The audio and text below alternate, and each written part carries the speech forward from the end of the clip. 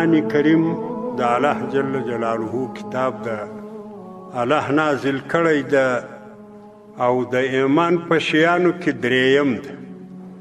آمنت بالله و ملائکته و کتبه. موږ چې آمنت بالله وایو پر الله ایمان ده، پر ملائکه ده، پر کتابو ده.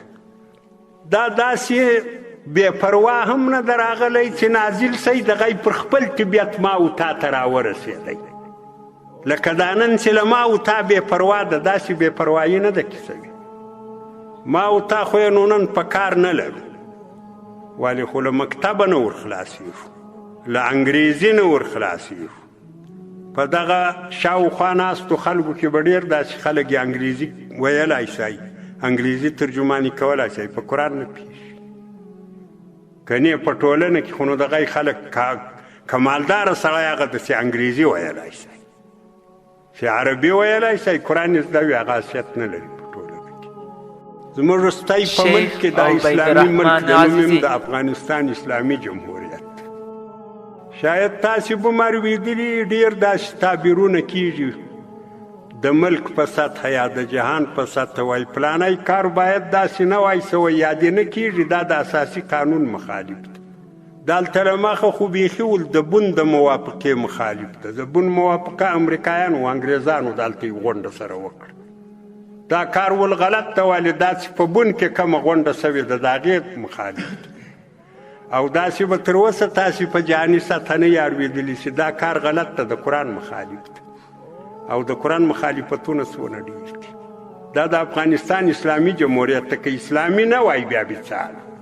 اوس خو لا ښه د اسلامي ده، ما او تا مسلمانان یو.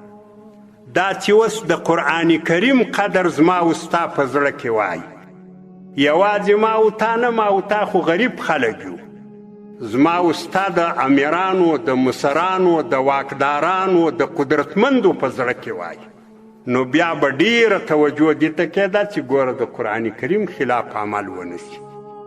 اساسي قانون خو دلته دی کسانو جوړ کړی ده چې والله اعلم هغه څوک په راټول سو، او د بون موافقه خو بیخي کافرانو وکړه. دا قدر لري په دې ملک کې چې د بون د موافقې خلاف عمل باید ونه شي. د اساسي قانون خلاف خو یو مخکوفر ده، او د قرآن په خلاف که څه کېږي هغه دې کېږي. دا ولې دا له ما او تا سره قدر نشته، او له ما او تا سره چې څونه قدر د قرآن کریم کمیږي، دغونه به ذلیل کېږو. نن دا زما او ستا فضیلت تاسې پوهېږئ زموږ کم مقام ده. اوس که واقعي دا خبره ثابته شي په دې ملک کې چې د بیان ازادي، زه د بیان د ازادۍ په مقتضا زموږ وروستی مقام ته ته وښیم، خو دا هسې تعبیر ده، د بیان ازادي موږ ته څوک نه راکوي. کنی ما به د ملک حالت در ښوولی و، دا ستا ذلت به مې در ښوولی. سته په کوم انداز ذلیل یې نه. ولې ذلیل؟ مکتب دې ما ده ووایو، انګریزي دې م زده کړه، پوهنتون دې م ووایو، د باندې دنیا ته م ولاړې، ولې ذلیل؟ هغه خلک چې د قرآن قدر ورسره و، قرآن یې زده کوي، هغو پر ټوله دنیا حکومت وکوي. نه مکتب ویلی و، نه انګریزي زده وه، نه فارسي زده وه، نه پوهنتون ویلی و، خالی او د قرآن علم ورسره و. ته خپل د اسلافو تاریخ وګوره، پر ټوله دنیا صحابه و حکومت وکړي. دغه زما او ستا ملک ته تاریخ وګوره، د زما او ستا ملک ته د اسلام چا راوړ؟ نن هم د زما او ستا په ملک کې د صحابه و قبرونه دي. ستا ملک قبضه کوي، پاکستان قبضه کوي، هندوستان قبضه کوي، ته چینه ورسېد. نه ټانګ ورسره و، نه کارخانې زده وې، نه انګریزي زده وه، نه روسي زده وه، نه چینایي زده وه، نه بین الاقوامي تجارت درلودی، هېڅ یې نه و. لیکن د دغه قرآن کریم په زور د ایمان په طاقت یې پر ټوله دنیا قبضه وکړه. روم کې ماتې ورکړه. روم د هغه وخت داسې طاقت و لکه نن امریکایان. فارس کې ماتې ورکړه، هغه داسې طاقت و لکه دا یو څه وخت مخکې شوروي اتحاد. دنیا کې دا دوه طاقتونه وو، ټوله دنیا دغو دوه طاقتو خوړه. ټوله دنیا یا د فارس تر سلطه لاندې وه یا د روم. صحابه پر راپورته سو، روم هم ختم سو، فارس هم ختم سو. لا دا ولې وسو؟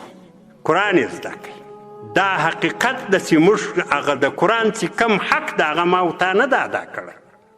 ډېرې خبرې دي ما مخکې هم کړي دي، خو د خبرو د ډېر تکرار ضرورت هم نشته.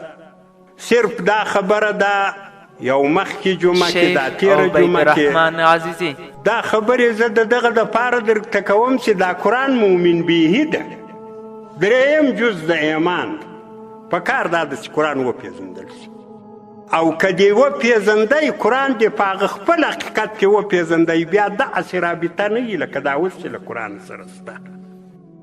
او که د قرآن په غېږ کې ونیوی ستا به هغه تللی ابرو تللی عزت بېرته راژوندی کېږي، الله بې راګرځوي.